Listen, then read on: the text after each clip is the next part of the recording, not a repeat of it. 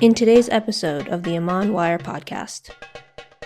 This is the substantive issue when religion comes in medical care and people seek fatwas. I'm going to die. Can I do this thing that's not allowed? So they're saying life over religion, or in this case, health over religion. And so to me, that is an essential question to address. Okay, then let's look at Maqasid. Is it life over religion, or is it religion over life? Then how does our fiqh line up with that, right? And there are debates within even fiqh, right? But in Maqasid. So even those who say, I just want to use Maqasid, now you see where it becomes a little bit, you have to actually understand the theory, the framework, which one, who's they're using, how are they prioritizing, which oftentimes, again, we, in our expediency, don't do.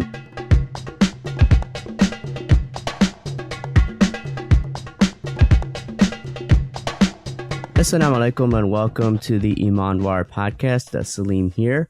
Joining me on the podcast today is Dr. Aasim Padela, who is an emergency medicine physician and academic scholar. He's currently the vice chair for research and scholarship in the Department of Emergency Medicine at the Medical College of Wisconsin. He's the founder of the Initiative on Islam and Medicine and the author of many articles and books with research interests in bioethics, public health, and religion. Today, we're going to be discussing his book, which is called Maqasid Al-Shariah and Biomedicine, Bridging Moral, Ethical, and Policy Discourses. Assalamu alaikum, Dr. Padela. Welcome to the program. Wa alaikum assalam wa rahmatullahi wa barakatuh. It's a pleasure to be here, Salim. Thank you for inviting me. You know, this book is addressing the intersection between two very complex arenas. The first being modern healthcare, which, on its own, let's put aside like the macro level of public policy or economics or any of that, but the practice of clinical medicine itself, especially in the modern era with modern technology and its advancements, it brings a variety of ethical and moral dilemmas that everyone, regardless of religion, Muslim or non-Muslim, struggle with. And then the second arena is Islamic law and how Islamic law engages with medicine to provide guidance and solution to these dilemmas. So set the stage here. Perhaps let's start with this first space of what you call biomedicine. Can you broadly define what the space is, what it means, and what are the issues in it that are just so challenging? Yeah, so this is a broad domain of knowledge, right? So I would say that one of the things that we often make, reductionist claims about is about healthcare, right? So we think about medicine as just a practice, right? Which, however, a practice has a theoretical framework behind it, right? Or a philosophical framework behind it. And then when you say biomedicine, to me, I think we have to understand that biomedicine is that sort of framework of understanding the world around you through a certain particular lens, right? So biomedicine is a paradigm that involves some commitments about what we can know. So epistemology, right? And medicine says that we can know things through empirical investigation largely, and some rational sort of, inquiry as well. And then what is the content of the world around you? The content of the world is seen as a naturalistic phenomenon, right? Bodies in motion, so to speak. So that's the epistemic understanding, and then sort of the understanding of what the world is around you, then how you kind of gain knowledge from the world, and as I mentioned, through empirical and rational sort of claims. That means for medicine, then, a medical system or a healthcare system that is derived from this biomedical paradigm, that you see human beings as bodies in motion, right? They're materialistic objects whose diseases or whose maladies are originating within that biomatter.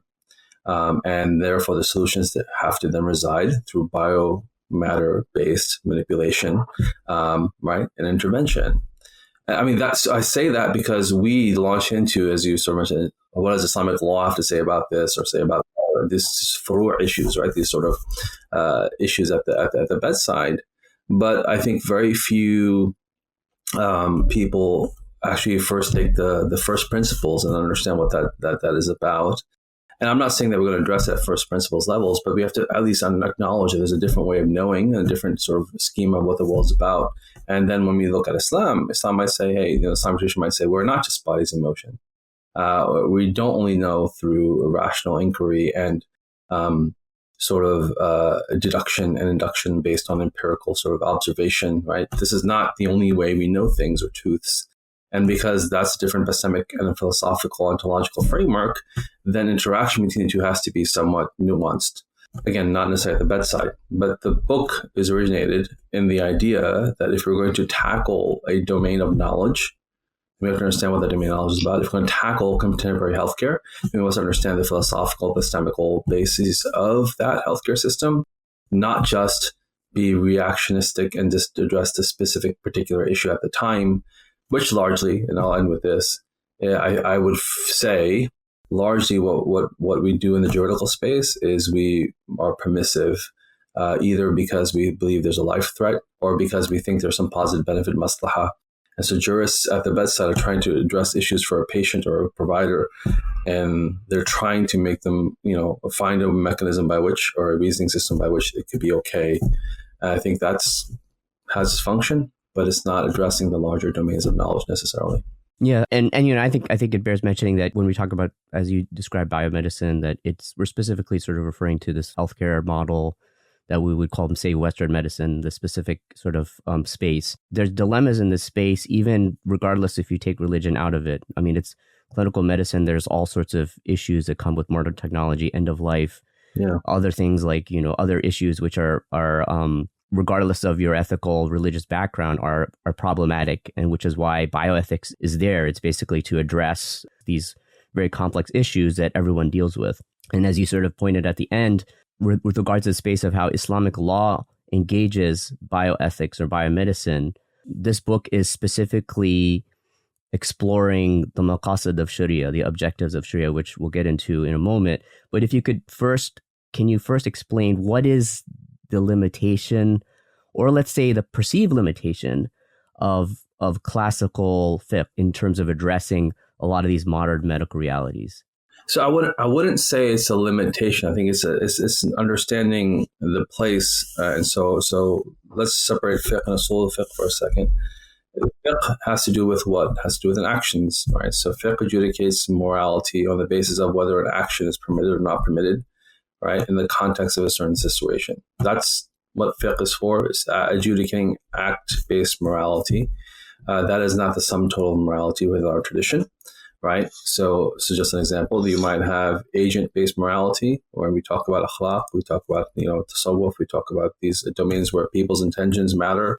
We have to think about how you're acting, not just the act, but how the act is done through the interests of the agent. So there's agent-based morality, there's outcome-based morality, right? What are the goals you're trying to achieve? Which Maqasid gets at a little bit, not fully, but in a certain way, it makes you lift your head up and look not just at the act, but what's happening, what's the outcome of the act. So it's just that putting things in the proper place, right? So fiqh has a role. What we have today is not necessarily even fiqh of tib. We have fatwas, which are not necessarily and people should appreciate this. Fatwas are contingency rulings, right? Based on conditions. They might not necessarily be the hukm at the end of the day. They might not be the going opinion. The reason why you get a fatwa and ijtihad is because there's a situation here that might not fit within the classical way of a classical sort of hukm, right? You want an exception to the rule or an exemption from having the ruling apply. Therefore, you seek a fatwa from a mufti. So that by itself means that the ideal might not be what the fatwa is saying. So what we have in addressing medicine today is a lot of fatwas, which may or may not be the ideal. We have fiqh of medicine, which was operating within the context of a certain type of medicine, which, as you said, now might be changing, right? Even the categories of what is health and disease are changing. And so therefore, the rulings on the books might look at things in a different way. So that's the, I guess, not necessarily a limitation, but I understand what you're saying. Methodologically, it's a limitation. But it's just putting things in its right place. What this book is trying to do, in a sense, I'm using Maqasid, but not fully. I point out the limits of Maqasid, all right? People are using Maqasid as a standard for philosophy. Well, let's think about what that means. As a stand-in for sort of, theoretical, what does that mean? As a stand-in for law, people are saying we don't need law anymore. We can just go with Maqasid. We don't need usul al-fiqh, right? We just can go with Maqasid and mashi. It's fine. Just go do what you're doing. Look at what the ruliyat have say, and we go forward. That people use it in that way. Expert jurists don't just use Maqasid, even for fiqh, but non-experts, non-specialists are, which is a problem, I think, right? Because you're using a partial view of the world. And so anyway, I try to do that and say, hey, well, the limitation of Maqasid is using it as a standard for fiqh. or fatwa generation as a standard for philosophy of medicine, as a standard for other things, there is an engagement that can happen, but I'm trying to show out there limitations of how maqasid are being used presently, and we need much more work if we're going to use maqasid as a way of engaging biomedicine in all these registers, right? Philosophical register, policy register, and an agent-based register. Is it that the when I say fiqh-based approach, I'm referring to this more usuli approach as opposed to the maqasid-based approach? Is it that this historically is very maybe granular in the sense that it's very specified for, like you mentioned, like a fatwa for a specific situation, right? So the body of all of these opinions, they're very granular, whereas the maqasid perhaps bring a broader, on a macro level, a broader vision of what the law should be? Good question. So let me and there'll be different views on this. So, and I should caveat, I'm not a legal scholar, right? So you're taking someone who's literate in various aspects of the tradition, perhaps, and is trying to kind of surface level fit things together, right? And borrowing sort of knowledge in the schema. So I'm not a Sudi master to tell you this or that, but I will say a few things. Just the word usul, right? Usul means what? Fundamentals, roots. And so this is what I was saying. There's a difference between usul al-fiqh and fiqh, right? There's a difference between usul al-fiqh and there's fiqh and fatwa. And so if you're saying, no, here are the grundnorms, here are the principles, usul, roots, right? Fundamentals of our religion. I think they are substantiated over hundreds, thousands of years here. And we have to understand them. There's a process by which we understand what the lawgiver desires for us. So the usul are there. No one's going to throw them out. We shouldn't throw them out. And now usul, by I mean like for example, do no harm, right? Mm-hmm. Harming should be removed. This you can say what's the legal maxim, but it comes from a scriptural text, from a hadith, and it's become a part of a sort of a kulli in a certain way, a larger principle within our tradition. Now, so that's what. But then usul also speak to the ways in which you use a scriptural text to generate values. We don't throw that out, right? We talk about, Quran, Sunnah, Ijma, and Qiyas, and then we can talk about these secondaries. That's also not to be thrown out. So principles don't thrown out. Usul mechanistically is not thrown out. Then usul in terms of, okay, now we've understood that our tradition leans towards X, leans towards Y, right? That shouldn't be thrown out. But maqasid comes in and say, so people came in, this is a later development, right? Imam Juwayni and Ghazali and so on and so forth. Then you get to Shatibi, who I use in the book.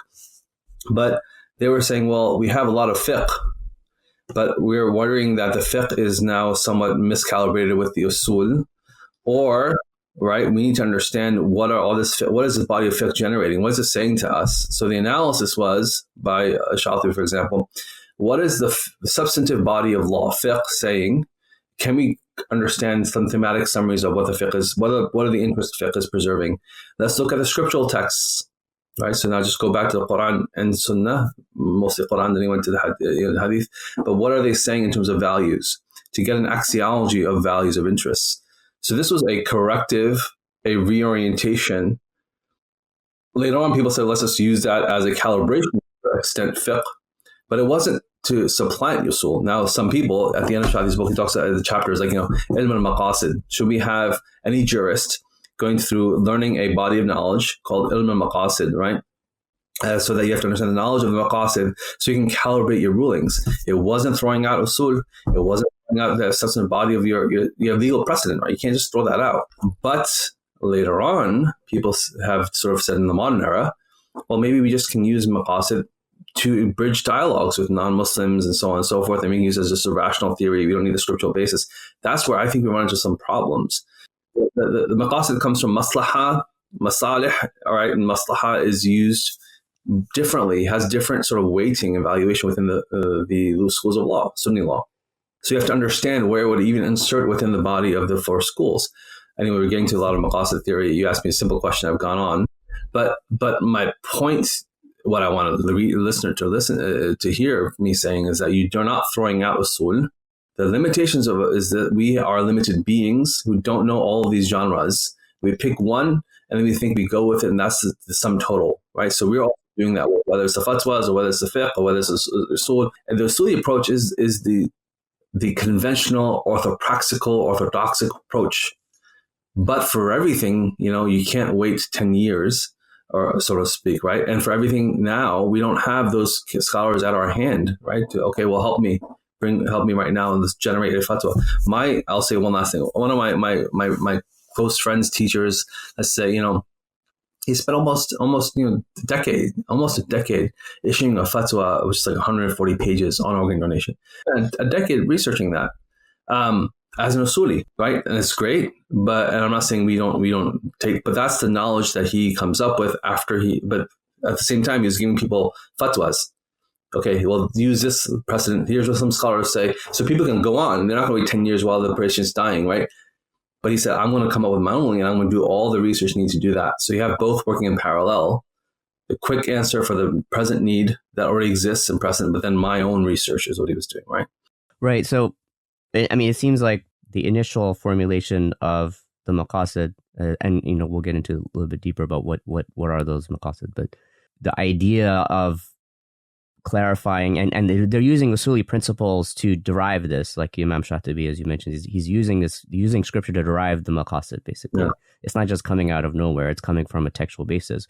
But it's used as maybe, say, an addendum or an adjunct to fiqh, like to keep it maybe as a check, to keep it, like, to make sure that we're following the output is that we're coming up with these rulings is correct. It's underlying the spirit of the ethos of Islamic law, right. Versus maybe now what people may be trying to employ it maybe as a shortcut, if I could use that word, or without having to rely on scripture, especially for people who are non-specialists, or for people who want to translate this to a biomedical realm, which is not tied to the Islamic tradition, right? It's not tied to religion. So it's easier to translate this under the guise that this is like pure rational. That's correct. You don't need the scriptural understandings, perhaps, and for non-specialists, they don't have them. You don't need to go investigate all the rulings on the books. You just have a way to engage. Now, for dialogue purposes, that's one thing, to help other people understand that Islam has values and interests, right? But to generate a ruling, to sell someone, this is where this is sinful and this is not sinful. I think you're in a lot of hot water when you do that just with Maqasid, right? It was a calibrative, in my view, a calibrative mechanism, not an origination mechanism. And it was to calibrate because there are many thousands of opinions, right, on the same thing. Okay, well, how do we understand where the tradition is leading us towards?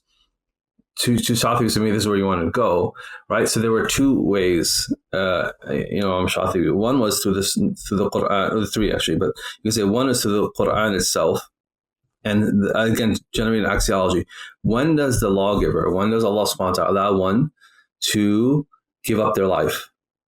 If life, that means that life is, if are areas, right, by where Allah subhanahu wa ta'ala says in the Quran, or Rasulullah legislates that you can give up your life, or it takes life, then therefore there is of higher value than life in this, right? And even in this world.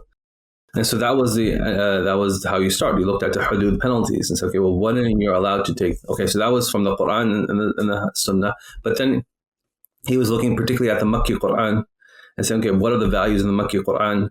And then what are the, those are explicated by the Madani Quran. And then we go to the Hadith and the Sunnah. But that was the idea. What are the values where the lawgiver is giving? Because there are not that many verses in the Quran that legislate law, right? I would say 200 and change out of the 6,000 more, right? So they're not that many. So what are they saying, right? Because this is directly from the lawgiver. Allah subhanahu wa ta'ala is saying this is to do. So that's what he was interrogating. Deriving these are the values that the Quran is preserving through the lawgiver, through Allah subhanahu wa ta'ala and Rasulullah saying. Now, how do we prioritize them? That's what he was doing. Then later on, he and other scholars said, okay, well, does the going fiqh, the extant fiqh, look at the body of fiqh knowledge produced? What are the values that they're saying that we want to preserve, right? What are the values that they want to advance? Does that align with what we found from the Quran and the Hadith? You see, so that was the idea. And okay, where it does, let's look at it. But it was, again, the idea was not discarding, understanding. We have all these four schools.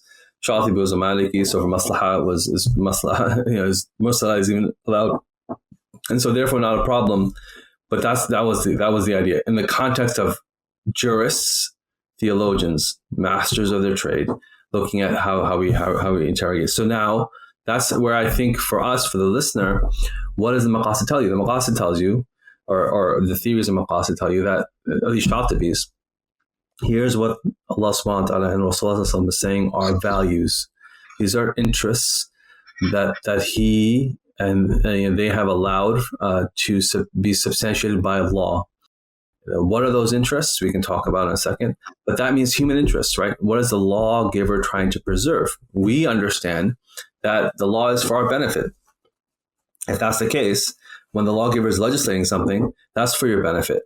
What are those benefits? What are those interests being preserved? And then we have to recognize that when our law, our extant law, so now fiqh, does not seem to correspond with those interests, maybe there's some recalibration that needs to be done. Maybe we have erred. Maybe we have to figure out things again, right? Or maybe it's correct, but we have to at least pause and say, okay, well, this seems odd, right? That was the idea as a potential check, as a potential calibrative mechanism, because you can have 10 different, because there's how you can have 10 different rulings that you generate. And they say, okay, which ones are seems most correct based on this other body of knowledge? Okay, so if we could dive into what the Maqasid are in terms of at least some of the leading theories of Maqasid. What are these objectives, these overarching objectives? Yeah, so they say, so I like the term for our English listening audience, human interest, right? So the idea was what are the interests that the lawgiver allows to be preserved. And again, through first looking at when, and I think it's really, really important to understand, when can life be given up, right? So you have penalty for slander, right? You have penalty for apostasy, right? You have penalty for zina, for fornication. So, I mean, recognize that's what they were looking at. Okay, so now, what are the interests? So what are the, right? You can take life when, you can take a hand at least when you steal. So there's property. So what they came up with, or Imam Shadi says through induction, which is a method of understanding sort of scriptural text. He says through induction, not deduction, induction. He inducted up 5 general interests, right? So he says interest of religion. There's the interest, so the deen. There's interest of life, nafs. There's interest of aql, of intellect, right? So people, for example, people who, there's penalties for people who drink. Why is that the case, right? Of mal, of property. And then the last one was, and there are different ways, but nasal or nasab, so progeny, let's just take progeny for a second, of progeny. Those are the 5. And they say, okay, well, what does this mean? So then I'll say 2 more things. Those 5 are embellished. Some might say instead of nasal, what I just said, instead of nasab, instead of progeny, let's say lineage. Okay. And then some later on after Shatibi, they said we asked irl, which is honor. Those last 3, honor, lineage, and nasab, are ones that people debate about, generally speaking. Some say honor is the biggest one of those 3. That is the one that these 2 fit under. There's subcategories. Some say no, it is nasab, lineage, which progeny fits under. Some say it's progeny, which lineage fits under. Anyway, there's a lot of different sort of constructions of that. But anyway, they lead to 5. You'll see those are generally 5. But then what's the first part? Those are the interests. What do we do with those interests? You have to protect them. Protecting then means, and this is from Imam al-Ghazali actually, right? These sorts of hifz, preservation. So not protection, preservation. And hifz means 2 things. And some might say Shafi'i says 3 in some places, but it means you have to protect its removal on a general level. So if there's of life, you have to protect life being extinguished. That's what preservation means. Or you have to let it be maintained. Right, so ibqa, it exists, right, and then hifz. So this is the idea. So okay, and then some might say even initiate. So life must be initiated, maintained, and then protected from being removed. So this is a hifz. Just doesn't mean protection. It means preservation. Preservation entails a maintenance, right, protection from extinguishing, and potentially even initiation. This is what I mean about progeny here, right? So progeny relates to life because without progeny, you won't have life. So you might have to initiate progeny to have life. So anyway, those are the 5 generally, as you asked me. Is it always these 5? Is there any other differences as far as you know? So there are many more. So this is a classical formulation, one would say, right, agreed upon. And then you have now in the contemporary era that people have expanded, because what Imam al-Shatibi did was created a theory. And that theory was, these are the 5 al-daruri. So let's go through the other aspect, right? These are the essential maqasid. then you have daruri, meaning that without them, humanity can't exist. Then on top of that, you have haji, where necessary. He doesn't enumerate them. He says they're context specific. He does mention some aspects of them, but these necessary ones protect, right? If you look at a concentric circle, they protect the essentials. And on top of that, you have tahsini. Tahsini ones are embellishments, enhancements on top of that. So you have two of the other levels of maqasid, which he doesn't enumerate in his book. He says you have to think about them, and there are different ways you can actually use rationality there, not just the text to derive them. So that's what he says as a theory. Now, other scholars say, okay, well, we also think that there are other maqasid, not just these 5, or like I just said, 5, 6, 7. And then they add them using similar methods to Shatibi, induction through scriptural texts, or through using different mechanisms. They say, okay, well, rationality can allow us to enumerate other maqasid, or looking at fiqh, other maqasid. So people extend them, and these are jurists. Let's say, I'm not going to talk about just the thinkers, but jurists do that. And so contemporary jurists add various different other formulae. I talk about in the book about Imam or Sheikh, subhanAllah. Jamaluddin Atiyah. Atiyah, yes. Sorry. So he adds many registers beyond that, and does another framework to, I think, about maqasid. Mm-hmm.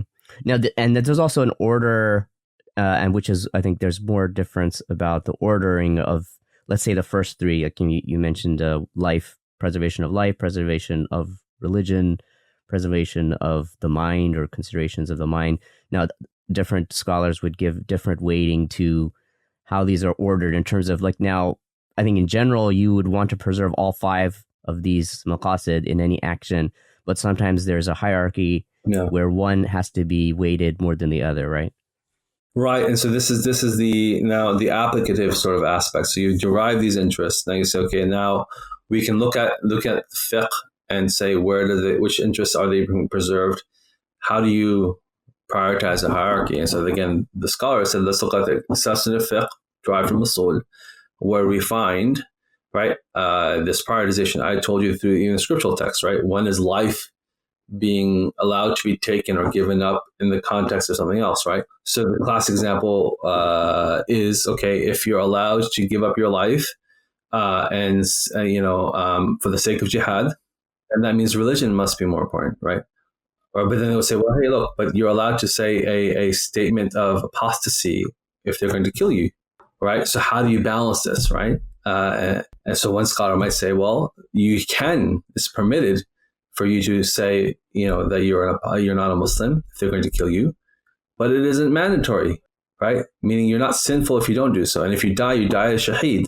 Therefore, again, religion is more important than life. So they go interrogate the substantive body of fiqh and the scriptural texts, and this, I'm using expansive term, both the hadith, sunnah, and the Quran, and they say, okay, how do we enumerate them? So this is where even Al-Shatibi, people read him differently, but he sets it up as a life, right? Life, then, he sets up religion, then life, then aql perhaps, and then the rest. And so there's a different ordering of how to go about it.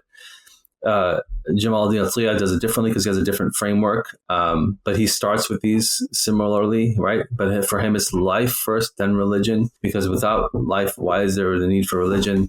And there's this argument. And near the end of the book, I think chapter 7, I really get into this. So I think it's really interesting, preserving life or preserving religion, because if you're going to have a healthcare system, you have to think about that, right? So this is my issue, this is the substantive issue when religion comes in medical care and people seek fatwas.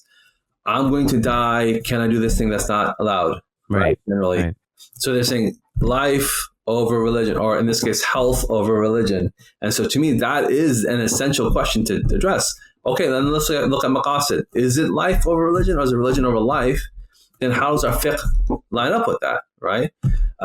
And there are debates within even fiqh, right? But in maqasid, I lie in the way that perhaps religion is more important than a more higher order at the general level, one person level, at the general level than life. But I think those are interesting debates, and allows us then to see the richness of our tradition, actually, right? Because this is now you can see, okay, well, there's nuance. Even if you're using maqasid, you have to understand the different ways in which scholars have adjudicated these different interests, right? You can't just say, oh, okay, life, I've read it in a book and that's it. 5, this is the order. You have to understand what they mean by life, Are they talking about the societal level, at the individual level?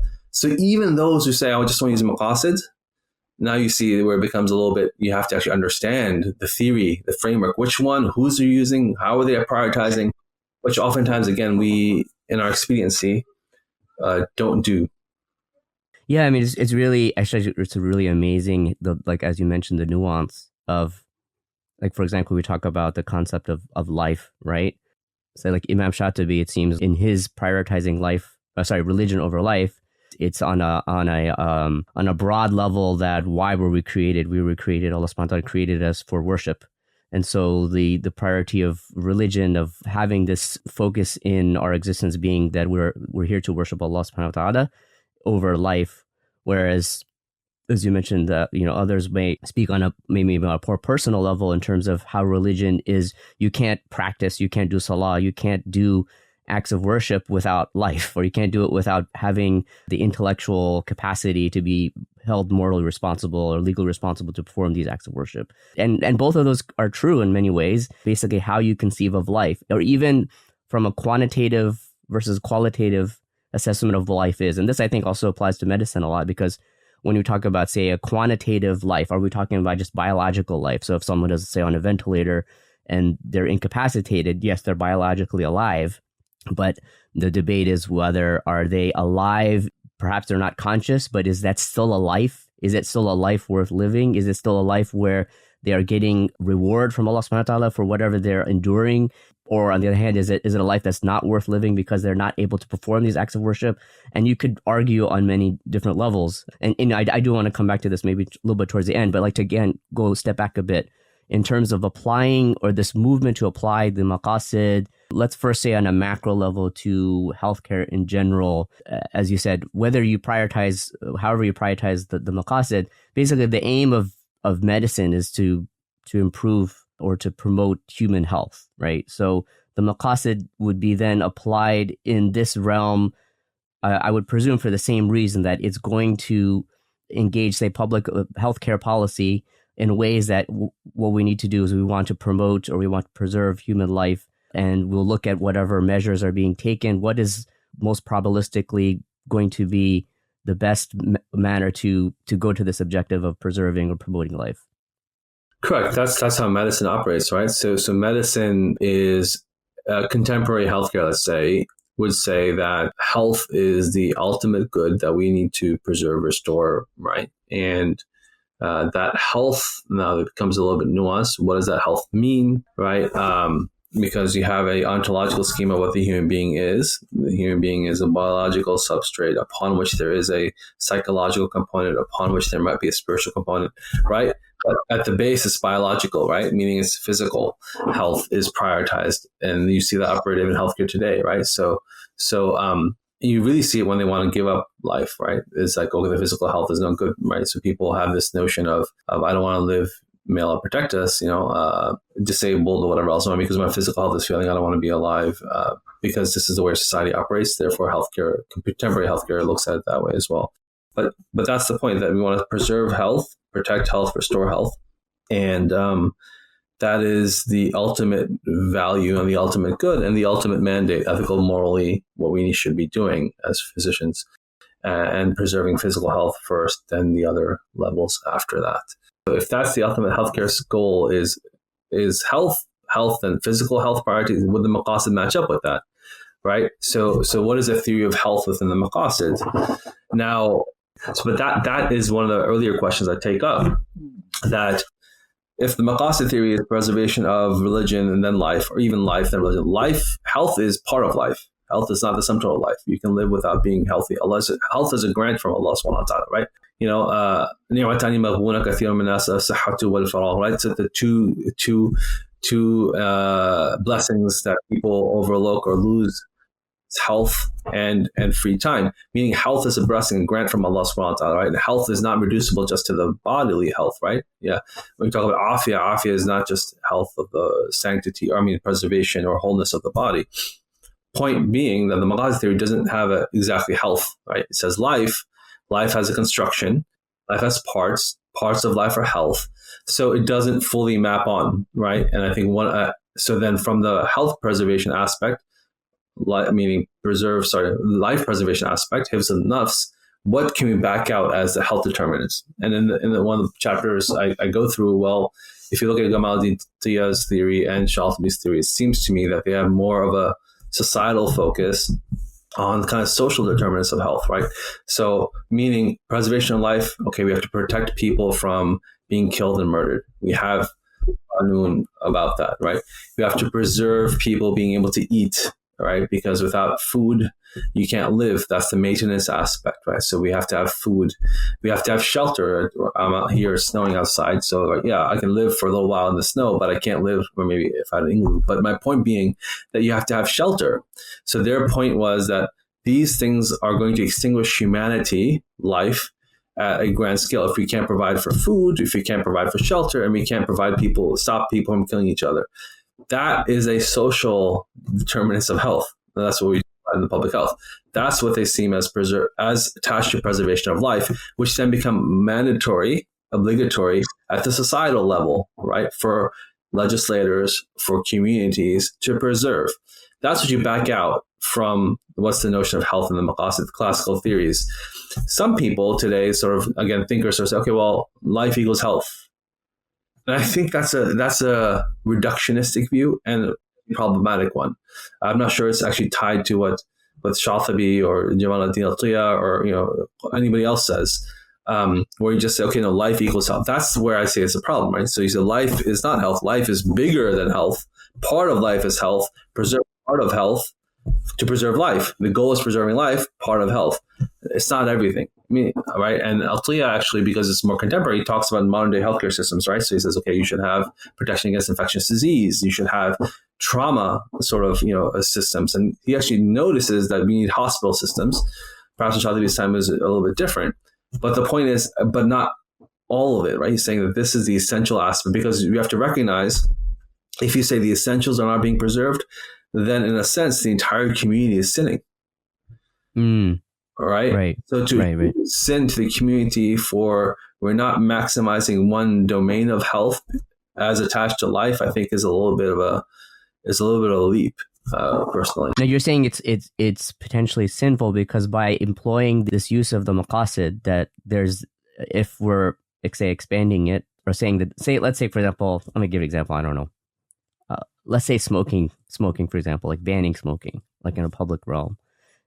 If you're elevating that to a level of that it is a detriment to health and thus life, and therefore against this maqasid, you're also you're putting a moral weight on that. If you do not go along with this, say, ban, that you could be morally sinful, versus that it's just, okay, we recommend you don't do it, but it's not, you won't be sinful if you do. Yeah, the legislator is therefore sinful for allowing a policy that then is detracting from the preservation of life.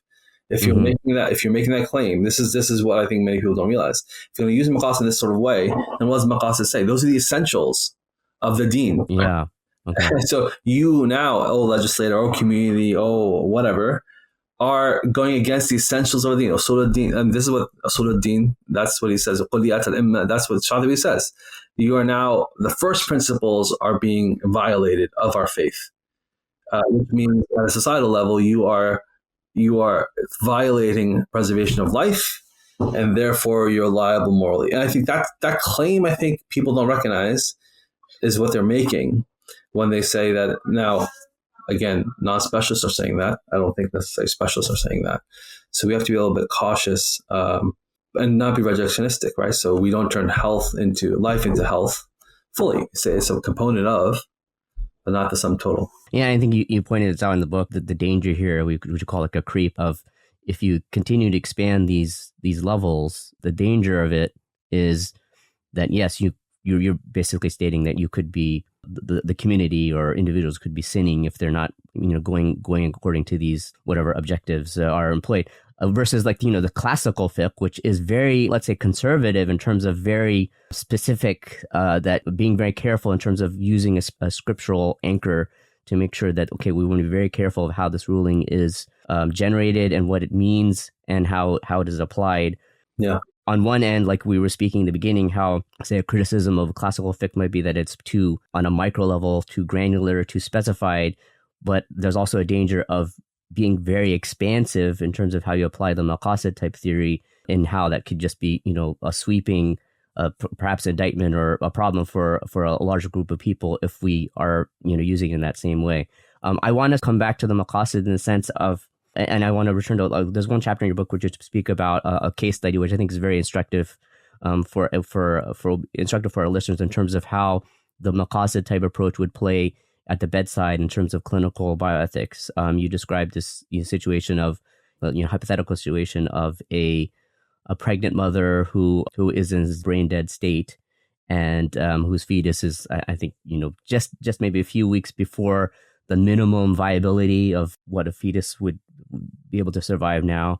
If you could sort of walk us through some of that clinical scenario, and how the Maqasid play a role in the debate, the dilemma of where to go forward in a case like that.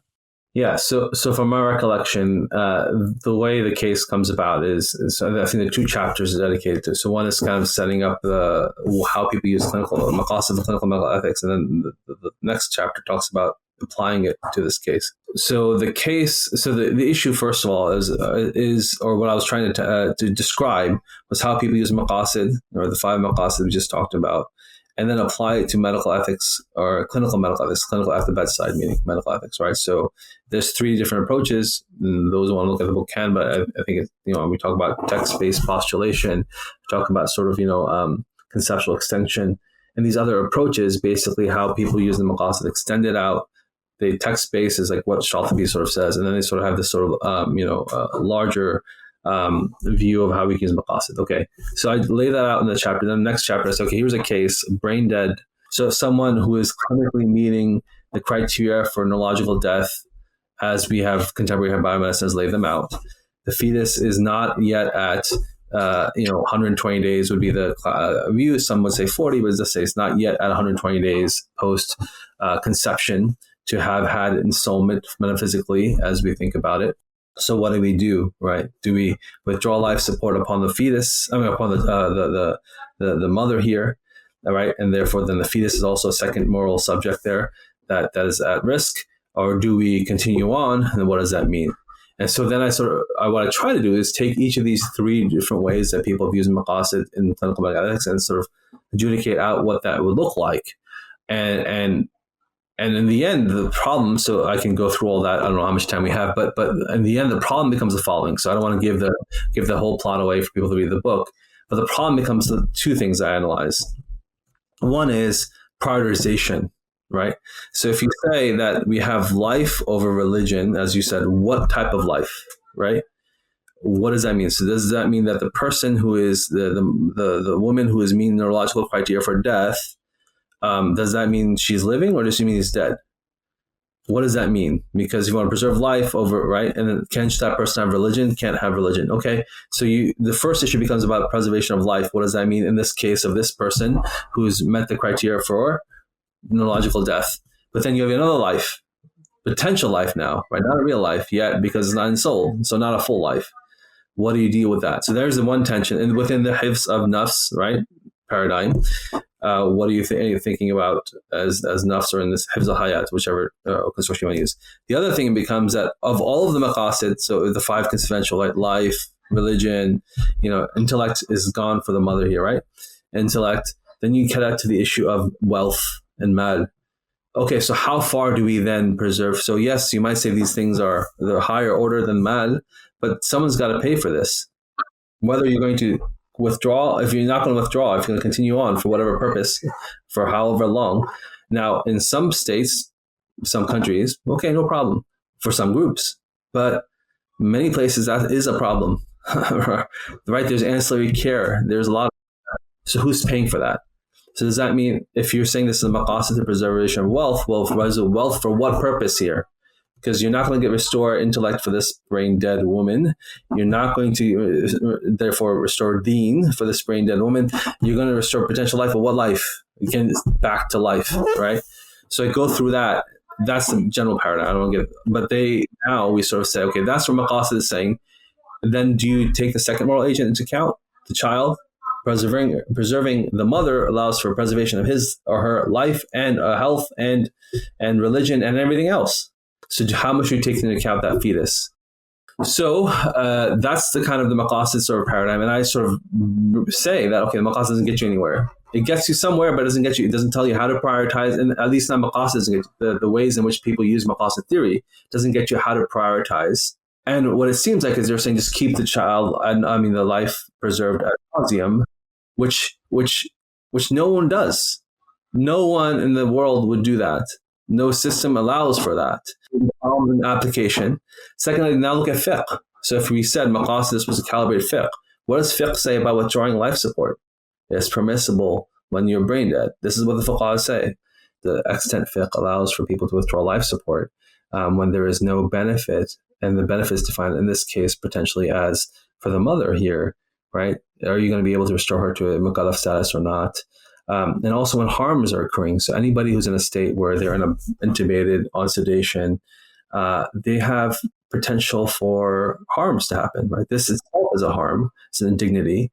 But then there are harms. You can get bed sores, you get ventilator-associated pneumonia. So there are harms that might accrue. So when harms outweigh benefits, then you can also withdraw life support.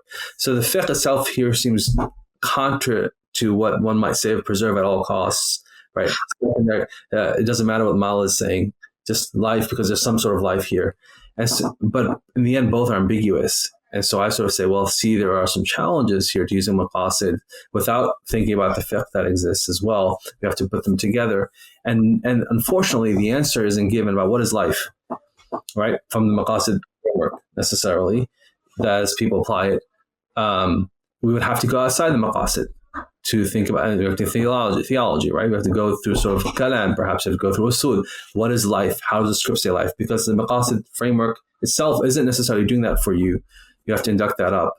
So in any case, I show that there's limitations here is appropriately used, limitations of just using it for clinical medical ethics purposes, as some have championed it, and without the fatwas, without the fiqh, right? I think there's a problem. Yeah, I think it's a great way to bring this back to, in a way, where we started, in that the maqasid approach is not like this panacea that can just automatically be employed and that everything is done. You still need to use the classical other fiqh tools for it to be able to, I guess this would be an opinion. Obviously, people are going to debate about this, but, it seems that it was still by using the other fiqh tools alongside it. It wasn't you're just making it independent of classical fiqh. And it seems like based on these limitations, you've already sort of hinted at, that it would be prudent that if the proponents of maqasid approach, they still need to employ and utilize the classical fiqh tools to be able to really answer the question, which is answering the fiqh question, right? So I'll say two things. One, if you go read jurists, even today, who use maqasid in their fatwas, they don't do it without recognition. And they also say the fiqh says this, or so scholar says that, or this madhab says that. And it seems that the maqasid also says this, right? So they do it more holistically in their fatwas to employ. Not some don't use maqasid at all, but those that do, I have rarely seen any say, okay, this maqasid says this, which would be a weird statement to say in the first place, and therefore that's all we need to think about. Jurists don't do that. The ones who are asking for fatwas, right? So now if the person, me or someone else, says, I want to be a jurist, well, first of all, you shouldn't be a jurist. And I'm going to just use maqasid. So that's one problem. Two, I'm going to use maqasid myself. That's the second problem, because I don't know the fiqh necessarily. I don't understand fully what the maqasid, because you can pick many different theories, right? So I don't understand what they fully mean, disconnected from the body of knowledge, right? So when I talk about text-based postulation, I'm saying, okay, what does Shatibi mean by these interests? Life, right? What did he mean? So at least you're holding fast to his theory if you're going to use his theory. You can't do it without that. The second thing I'll sort of say is that the book is about using maqasid theories. So let's just say maqasid theories as a framework, right? And different people have different frameworks as a way to address not just the ethical, which is the clinical bedside here, right? In which might be act-based morality, where your fiqh is used substantively, but also the moral. What is it we're trying to aim at, right? What does health look like? What does preservation of life mean? What does a healthcare system that wants to prioritize life and health, religion look like? And then also the policy. Again, what does it mean at a societal level? Because maqasid are societal level, right? What does it look at a societal level to have life-preserving policies? right? Hifz al-Din-based policies, or Hifz al-Hayat-based policies. What does it look like? That I think there is. So I don't want the listeners to just feel like, okay, he's just being a naysayer. There is stuff here that's good. We just have to develop it. And so that's kind of the book. It goes through the act-based, morality-based, theologically, philosophically based sort of notions of where we can use Maqasid frameworks or understandings to inform how we live and how we address biomedicine, which is, right, both a knowledge system and then an affiliated group of practices in the contemporary healthcare system. Yeah, one of the things that I really appreciated the way you summarized it actually in the book was that you described this model that Maqasid clarifies the where you want to go, the destination, and fiqh is there to give you these multiple routes and ways to get to that destination. And then you also added that the Islamic virtues of adab and tasawwuf, all these things all play a role in how you take that journey. So I thought it was a beautiful way of sort of encapsulating in terms of a holistic sense of what the Maqasid, how it is included in this whole approach. As a final sort of topic, I want to return a bit to this prioritization of life or health or prioritization of religion, particularly in the sense of there's a debate about which one is prioritized more, is it life or religion? What does prioritizing one over the other, what does that mean in terms of both the individual and social level? Because I would say probably the system that we live in now in terms of biomedicine, Western medicine, wherever worldly, that we prioritize life and then they tie with this health more than religion. But if we are to switch it and say religion is more than life, how it would change not only our personal lives, but also how socially, it seems that would be more transformational to employ that hierarchy of prioritizing religion over life. Yeah, I take that in the sense of the healthcare system, right? So I'll say that several years ago, maybe over a decade ago now, there are this is at that time for me it was an eye-opening sort of notion. So Dr. Ishaq, he's a Malaysian physician, part of the Federation of Islamic Medical Associations. Alhamdulillah, I get to listen to him in Saudi Arabia. He's presenting. He's talked about this concept of the Ibadah-friendly hospital. And this is in Malaysia. There are now, I think, 11 or so stamped Ibadah-friendly hospitals by the government. But in any case, he said, and he was explaining his idea. It was a private hospital, not a public one. But he said, well, I want to have a hospital, and we have created these systems where an individual goes in and we recognize that they are in relationship with their creator. So we want the healthcare system, the staff, to facilitate that connection throughout their illness. And so if they're Muslim, so for example, and I might have mentioned this in the book, I don't remember fully, but they sort of say, okay, well, we're going to give you, if you need to pray, we're going to help facilitate you making wudu and giving you the rulings of when you can do tayammum and not have to do wudu, right? We're going to have the nurses wake you up for salah, for fajr if you need, right, and help you. And for Jum'ah, bring you down to the Jum'ah if you have to go. So this is the worship. Then the notion that there are people face challenges with their faith when their body's failing. So we have people, chaplains, we'll call them American term chaplains, but we have people, right, who can help you deal with that sort of understanding of what's going on. How do we think about what's happening to you, and have that counseling, spiritual counseling happen. And then, so that was sort of the idea, that we give you this sort of, and other books of dua, understand theologically, ontologically, the only route to health is not simply right, the medicine that you're taking. There's also du'as, and there's du'as Rasulullah has taught and says, here's a book of dua. And then for the staff, which I thought was even beautiful, for the staff, we have, community of practice. What does that mean? That all the staff, I think it was Thursday night, they have a halaqah about what the mission and role is, right? So the whole system, all the people taking care of you are all part of this notion of helping you sort of move towards maintaining relationship with your creator. And that system is sort of what I think, if you're prioritizing religion, can help you live in the normal contemporary healthcare system, but say, hey, we're going to not neglect this aspect. Because now if you think about the contemporary American system, here's data. I mean, I did a national survey, so we didn't talk about any of my empirical research. Now, we did a national survey of American Muslims, right? I think 2,000 some people. And we asked them, what's important to you when you get, for those who were in hospitals in the last year, what's important to you and what do you receive, right? In terms of these sorts of things. So prayer mats, Quran, Muslim chaplain at end of life, halal food, all these. And over 90%, right, said these are the things that are important to us when we're hospitalized. And generally speaking, you can look at the study, and I can send it to you later on, but it was like less than 10% got any of these things. And we did studies in Muslim-centric cities, Chicago. I mean, these are big cities. Now, if you think about that for the most experience of Muslims in the United States, I don't know what it is in the UK, your religious dimension of health, your preserving your relationship with Allah subhanahu wa ta'ala does not exist when you're in the healthcare system and being hospitalized, right? I mean, that doesn't exist. You can say we are a lot of Muslim doctors around them. Okay, wonderful. But those patients have nothing. They don't have a chaplain. They don't get halal food. They don't get prayer rugs. People don't wake up for salah. They don't have counselors come talk. Nothing happens. And that's what I mean. You preserve life. What happened to religion? Neglected. And that's what I think is transformative when you understand that we are complete human beings, and religious dimensions of health, our religious being is important, and it has to be maintained intact. And again, it is not that just mending the body will fix the spirit and the spirituality at times. I'm worried that physicians are becoming technicians of the body. We don't learn how to take care of human beings. We're here to fix bodies and mechanical systems.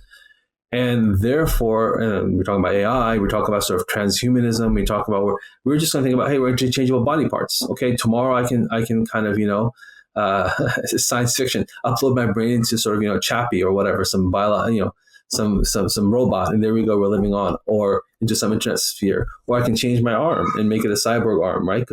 And that's meaning that we're going to be, unfortunately, disfiguring ourselves because our understanding is that all we need is life and health, and that we're different. Our being is nothing, right? And all it does are we're biological. I mean, I think it's not the case, and religion wouldn't say it's the case, but it becomes an abomination. And physicians, I think, unfortunately, are going to be at the forefront of this, have to be, right? Today, there are people, if you look up there, I'll give you some references for those who are listening. The Captain Cyborg, right? Kevin Warwick. This is in the 1980s. He was doing experiments about his body. There's the human cyborg. There's people today, right, who have made appendages on their bodies. Physicians have helped. They've had to. Surgeons have had to help. But the point is that they are trying to become better humans, transhuman. And I think I say that, not Maqasid Al-Shariah, I say that, but we have to recognize where the system is going, which is why the first chapter in the book is about what is biomedicine? How do we think about the world?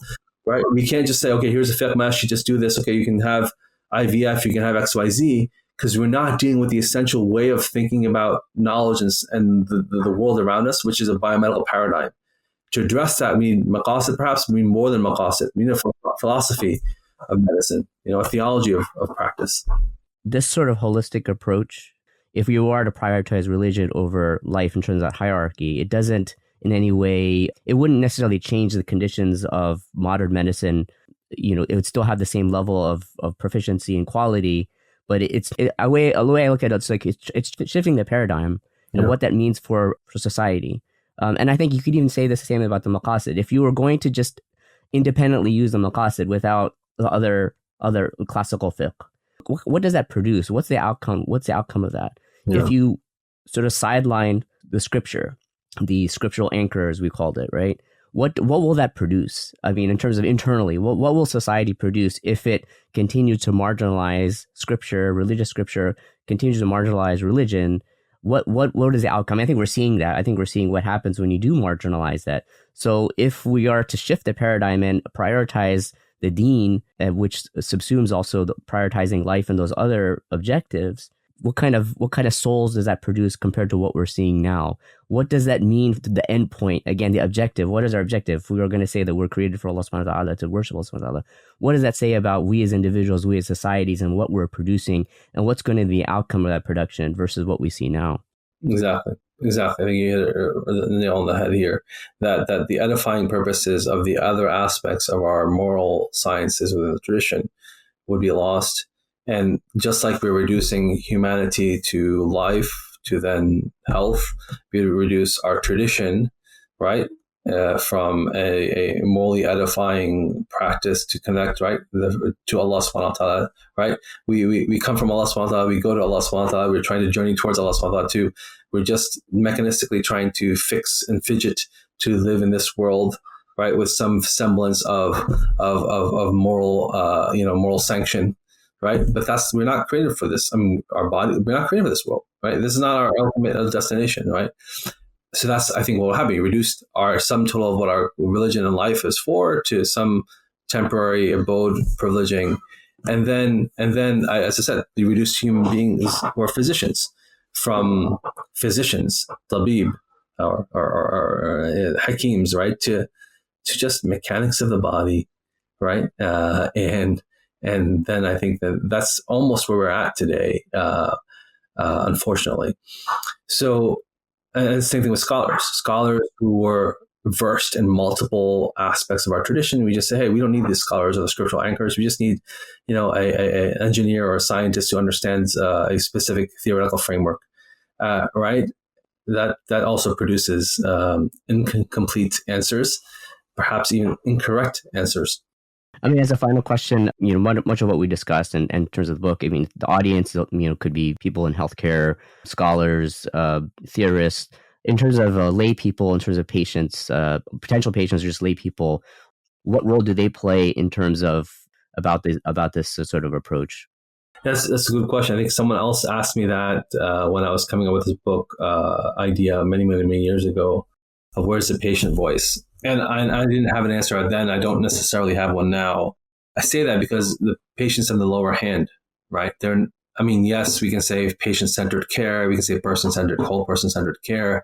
But the paradigm of contemporary healthcare is not unfortunate, but it is the reality is that they're in the lower pole. Consumers of what is out there. They're not empowered to necessarily change the entire system. Sometimes they're not even empowered to change their doctor. Because this is a doctor, you're out of network. You can't pay for someone else, right? Like it's difficult. I think the ultimately is for them to be aware of the larger schema for the Muslim patient of how we think about illness and disease. I think everybody do that, right? We've given, alhamdulillah, I was privileged to give some lectures on what health is from the tradition in masajid. It's okay, well, here's what health is. How do we think about health? How do we think about life? Right. And so what do we think about illness? There are hadith about illness and how the comportment that the sick person should have. Right. I mean, to the extent that there's hadith that when someone's sick, Allah SWT sends angels, and the way that you respond to people who visit you leads to the outcome. Like literally, if the person does hamd al-shukr, right, then Allah says that I will change his, if I heal him, then I will change his body with a better body, change his blood with better blood. I'm paraphrasing the hadith, right? And if I cause him to die, then I will remove all his sins. Meaning that Allah is watching what's happening.